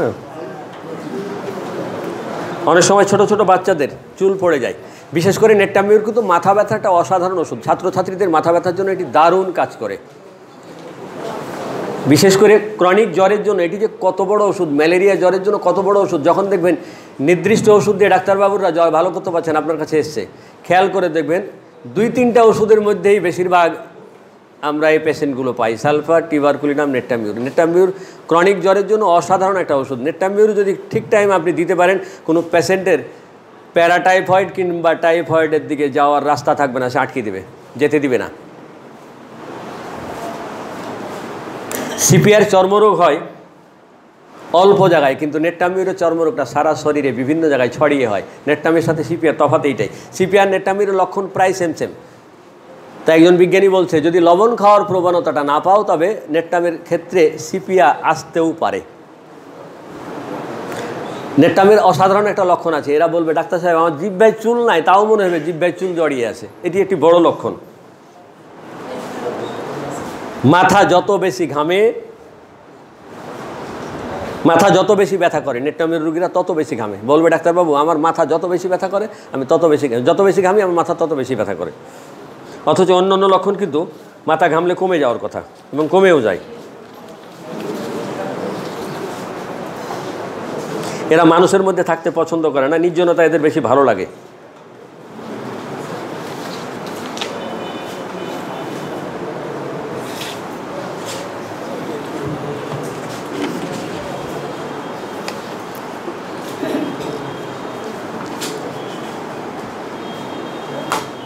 তবে একটা জিনিস আপনাদের আমার রিকোয়েস্ট থাকবে, আপনারা বিশুদ্ধ হোমিওপ্যাথিতে আসেন। আবারও বলছি, হোমিওপ্যাথিকে নষ্ট করার জন্য কিছু মানুষ উঠে পড়ে লেগেছে। ঘরের মানুষ না হলে ঘরের ক্ষতি করা যায় না, সেইটা আবারও বললাম। আপনাদের ভালো লাগুক আর না লাগুক, হোমিওপ্যাথির বিশুদ্ধ হোমিওপ্যাথির চর্চার জন্য আমাদের আজকের এত দূর দূরান্ত থেকে আমাদের নেতৃবৃন্দ এসেছেন। কেউ ব্যবসা করছে, 10টা ওষুধের প্যাকেজ তৈরি করেছে 10,000 টাকা, 100 জনের কাছে ওষুধ বেচেছে 5 লাখ 10 লাখ নিয়ে যাচ্ছে। আপনি মনে করছেন বাবা রে, সব পড়ালেখা বাদ দিয়ে খালি 10টা ওষুধের উপর থাকলে তো সব ছাড়িয়ে যাবে। আপনি মনে করছেন সস্তা হয়ে গেছে হোমিওপ্যাথি চিকিৎসা, এত সোজা না। উনি ব্যবসা করে গেছে, আপনাকে ঠকে গেছে, প্রতারণা করেছে। প্রতারণায় ফাঁদে পা দিবেন না। বিশুদ্ধ হোমিওপ্যাথির দিকে থাকেন, মানুষের কল্যাণ করেন। আপনার ওই অশুদ্ধ হোমিওপ্যাথি যে কটা মানুষের জীবনের ক্ষতি করবে, সেটির জন্য আপনি কিন্তু দায়ী থাকবেন। এটি আপনার জন্য মনে থাকে। একটা জিনিস খেয়াল করেন, পরের বুদ্ধিতে চলবেন না। এই গল্পটা আমি আমার অপরের স্যারকে একাধিকবার শুনিয়েছি, আজকে আপনাদের শোনাবো আরও একবার। পরের বুদ্ধিতে চলবেন না, তাহলে 500 টাকার জায়গায় 1,500 টাকা যাবে। গল্পটা একটু বলবো। রাজার বাড়ির পাশে একজন গরিব জেলে মানুষ, জেলের বাড়ি ছিল, মাছ ধরে যারা তা কী বলেন জেলে। সে নদী থেকে একটা বড় মাছ পেয়েছে, তার চিন্তা সারা জীবন মাছ বেচে খেয়েছে, অবস্থা পরিবর্তন হয়নি। আজকের বড় মাছটা রাজামশাই খেয়ে দিব, যদি কিছু লাভ হয়। মাছটা রাজামশাইয়ের কাছে নিয়ে গেছে। রাজামশাই দেখছে বিশাল বড় মাছ, গরিব মানুষ আমারে গিফট করতে এসছে, তাহলে তো তার মন খুব বড়। তো ও যদি গরিব মানুষ হিসাবে আমারে 30 কেজি ওজনের একটা বড় মাছ গিফট করতে পারে, আমি রাজা মানুষ, আমার এত টাকা পয়সা, আমি তারে কিছু গিফট করলে সমস্যা কি? রাজা খুশি হয়ে 1 পোটলা, তখন তো কয়েন ছিল, একেবারে 1 পোটলা দিয়ে দিয়েছে কয়েন, যেখানের মধ্যে আছে 500 টাকা। টাকাটা যখন নিয়ে চলে যাচ্ছে, রানী খুব রাগ হয়েছে। হ্যাঁ, তার মাছের দাম 2 পয়সা নয়, তুমি 500 টাকা কেন দিলা? এটা ভুল হয়েছে, এত টাকা দেওয়া ঠিক হয়নি, টাকা ফেরত নাও। অনেকে তো আবার বউ দেখা ডরাই, রাজা হলে কী হবে, টাকা ফেরত নাও। আমি রাজা মানুষ, টাকা কীভাবে ফেরত নিই? কয় বুদ্ধি আমার কাছে একখান আছে। কি বলছে? ওরে ডাক দাও, ও বেশি দূর যায়নি। ওরে বলবা যে তোর মাছ কি পুরুষ না মহিলা? যদি বলে পুরুষ, তাহলে বলবা যে আমার রানী পুরুষ মাছ খায় না, মাছ ফেরত নে, তাহলে তো টাকা ফেরত দেবে। আর যদি বলে মাছটি এই মহিলা, তাহলে বলবে আমার রানী মহিলা মাছ খায় না, পুরুষ মাছ খায়, মাছ ফেরত নে, তাহলে টাকা ফেরত দেবে। বুদ্ধি তো খারাপ না। তো এখন বউর বুদ্ধিতে তারা ডেকে পাঠিয়ে জিজ্ঞেস করছে, এই তোর মাছটা কি পুরুষ না মহিলা? তো জেলে লেখাপড়া না জানলে কী হবে, বুদ্ধি আছে, চিন্তা করছে। রাজামশাই তখন তো জিজ্ঞাসা করেনি, এখন জিজ্ঞাসা করছে, নিশ্চয়ই কোনো ভেজাল হয়েছে। কয় যেটাই বলবো তাতেই প্যাচে পড়বো, আমি দুটার কোনোটাই বলবো না। বলছে রাজামশাই গোস্তাপি মাফ করবেন, আমার মাছটি পুরুষও নয় মহিলাও নয়, হিজিড়া। রাজা চিন্তা করছে, বেটার মাথায় তো বুদ্ধি আছে, যেটা কইবে তাতেই টাকা ফেরত, ও তো কোনোটাই কইল না, তাহলে এত বুদ্ধিমান মানুষের থেকে টাকা ফেরত না ঠিক হবে না। খুশি আরও 500 টাকা দিয়ে দিয়েছে, আর 1 পোটলা, তাহলে কত হয়েছে? 1000 টাকা। এখন 1000 টাকা নিয়ে যখন চলে যাচ্ছে, গেটে যাওয়ার সময় 5 টাকার একটা কয়েন পড়ে গেছে। পড়ে গেলে টাকাটা তুলে সে কপালে চুমা খাচ্ছে, মুছছে, আদর করছে। রানী বলছে, দেখছো কত ছোট লোক, 2 পয়সার মাছ 1000 টাকা দিচ্ছ, 5 টাকার একটা কয়েন পড়ে গেছে, কেউ কুড়িয়ে নেবে, গরিব মানুষ, তার সহ্য হলো না, সে সেটা কুড়িয়ে নিল। ওই ছোটো লোককে টাকা দেওয়ার দরকার না, ফেরত নিয়ে এসো, টাকা ফেরত নাও। রাজামশাই তারা ফেরত আনাইছে, আনিয়ে বলছে তোর মতো ছোটো লোককে টাকা দেবো না। কেন? কয় 5 টাকার কয়েন পড়ে গেছে 1000 টাকায়, বেটা কোনো গরিব মানুষ নিত, তুই এটা কুড়িয়ে চুমা খাইস, কপালে ঠেকাইস, মুছিস, তোর টাকার প্রতি এত লোভ কেন? লোভী মানুষ, তোকে টাকা দেবো না। কয় রাজামশাই আপনি আমার লোভী বলছেন, আমি গরিব হতে পারে, আমি কিন্তু লোভী না। জানেন এই টাকার এক পিঠে আমার রানীমার ছবি, এক পিঠে আপনার ছবি, পায়ের তলে পড়ে থাকবে, মানুষ পা দিয়ে মারাবে, আমার রানীমা আর আমার রাজামশাইয়ের অপমান হবে, সেইটা আমার বুকে ব্যথা লাগছে, সেই জন্য আমি তুলে চুমা খাচ্ছি, আদর করছি আর মুছছি। রাজা চিন্তা করছে, আমার প্রতি, আমার রানীর প্রতি এত ভক্তি, এবার টাকা আরও 500 দে। কত হয়েছে? 1500 টাকা হয়েছে। রানী চিন্তা করছে, এই ব্যাগ ক্যালটা যত বুদ্ধি দেবো তত টাকা দেবে। এখন আর বুদ্ধি না দিলে পরে ওই টাকা নিয়ে গরিব মানুষ গেছে। রানী বাড়ির মধ্যে চলে গেলে রাজামশাই তার মন্ত্রী পরিষদের লোকজনকে বলছে, আর যা করিও পরের বুদ্ধিতে চলিও না, যদি চলো তাহলে 500 টাকার জায়গায় 1500 টাকা যাবে, আমি তার প্রমাণ। তো ঘটনা হলো, পরের বুদ্ধিতে চলেন না, হোমিওপ্যাথির নিজস্ব একটা বুদ্ধি আছে, সেই বুদ্ধিতে চলবেন, দয়া করে লাভবান হবেন, না হলে কিন্তু 500-1500 হয়ে যাবে। আর একখান ছোট্ট গল্প বলে আমি আপনাদের সামনে থেকে বিদায় নিতে চাই। সেটা হলো এই যে, দুজন পড়োশি, এই বাড়িওয়ালার একটা ছাগল আছে, ওই বাড়িওয়ালার একটু ধানের ক্ষেত আছে। এই বাড়ির ছাগলটা ধানের ক্ষেতের কাছে গেছে, ধান খায় নাই, কিন্তু ধরে নিয়ে খড়ে দিয়ে এসছে। খড়ে দিয়ে এলে পরে একজন পড়োশি দেখে বলে দিয়েছে, তোমার ছাগলে ওর ধান খায়নি, কিন্তু খড়ে দিয়ে এসছে। খড় বুঝেন, যেখান থেকে জরিপানা দিয়ে ছুটিয়ে আনতে হয়। তো যে বলছে, তুমি আমার ছাগল খড়ে দিয়েছো? কয় হ্যাঁ দিয়েছি। কেন দিয়েছো? কয় ধান খেয়েছিল। কয় না, তোমার ধান তো খায়নি, অমুক দেখেছে। যখন বলছে অমুক দেখেছে, তখন একটু নরম হয়েছে। কয় খাই নাই, যদি খাইতো তাই দিছি। কয় বেটা খাইলে দিতি, না খাওয়ার আগে তুই দিলি কেন? কয় যদি খাইতো তাই দিয়েছি। যতবারই বলে, কয় যদি খাইতো তাই দিয়েছি। কয় যদি তোমার মনে থাকবে তো? কয় থাকবে। কয় আচ্ছা ঠিক আছে। ধান যখন পাকছে, রাতের বেলা ধানটা কাটে উঠিয়ে নিয়ে চলে এসছে। ধান কাটে উঠিয়ে নিয়ে চলে আসলে পরে তো পাশের বাড়ি জানাজানি হয়ে গেছে, তুই আমার ধান কাটেছিস কেন? কয় বিচার ডাক, বিচারে বলবো, হয়ে গেছে। বিচারে ডাক, বিচারই বলবো। বিচার ডাকলে পরে বলছে, তুমি ধান কাটেছো? কয় হ্যাঁ কাটেছি। কয় কেন কাটেছো? ওরে জিজ্ঞাসা করো। কয় না, ওরে জিজ্ঞাসা করো, তুমি বলো।